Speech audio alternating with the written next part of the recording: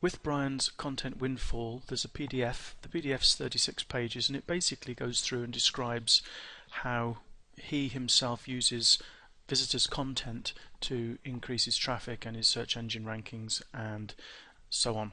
And the PDF is really useful if you've never accepted visitor contributions before to your website. He'll go through and tell you the very best ways of doing this. But I know that the thing that most people are going to be interested here is the plugin that comes for free with the course. And the plugin I have already installed, and when you have installed it, you'll find that the plugin is found under the Tools menu, Front End Image Add. And to get the plugin to work properly with your website, you need to set up a couple of web pages. One web page to say thank you for your submission, one web page, these are WordPress pages as opposed to posts, one page for the thank you, one page for the guidelines for the submission, and then if you want you can set up a separate page for the submission form.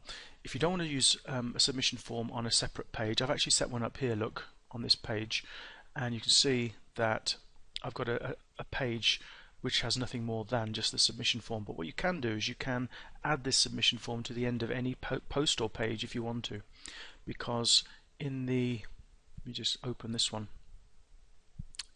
that's the form you've just seen there. This is the page.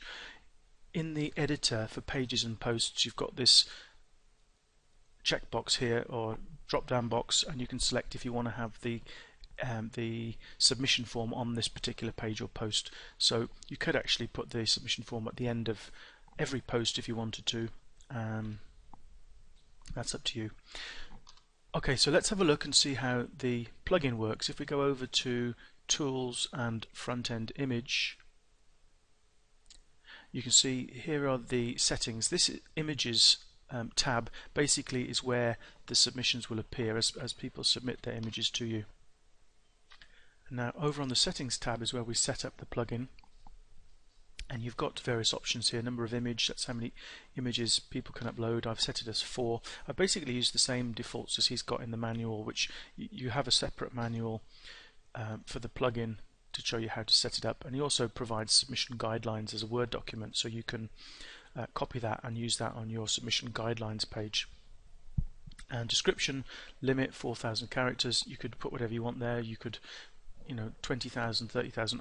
You don't really want to limit the descriptions that people give, because you could actually use this as an article submission, although the form is more specifically set up for images, but we'll see that in a minute.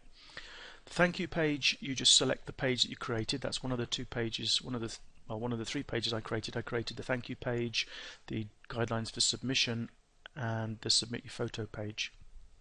So you just select the thank you page there. The form width, that depends on how wide your page is, or how wide the content column is on your WordPress site, so you need to check that. And then a title, form title, submit your pictures there. Here we go, submit your pictures, it's found there, the title, and then a short description for the form, and that's where the description appears there.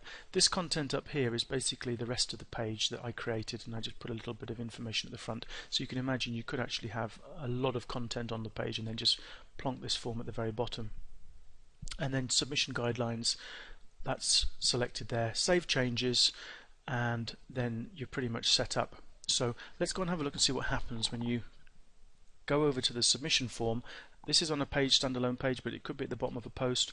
The first thing I'll have to do is just click on the button to upload an image, and I've selected one from my hard drive, a photo of aloe vera. I want to show you what happens when you do a submission.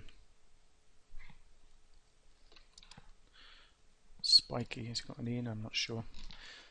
This is aloe vera. Okay, so you would hope that your submissions would have a bit longer descriptions than that. I'm going to see if I can leave those 2 things out. Type in the captcha. It's anti, I think. Check to agree to the terms. This one actually links to the submission guidelines, and let's just submit. Okay, it's come up saying it needs an email address, so let me just type in email address, submit, and we're taken to this page, which is the thank you page. Now let's go back to the plugin, and we'll go back to the images tab, and we should now see our submission there. Here we go. So submit photo, you can approve it, edit it, or delete it. So let's have a look, see what happens when you go into edit. There you can see you could actually edit the description if you wanted to.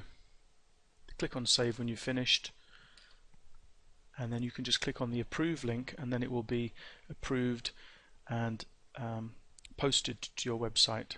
So that's the image submission plugin.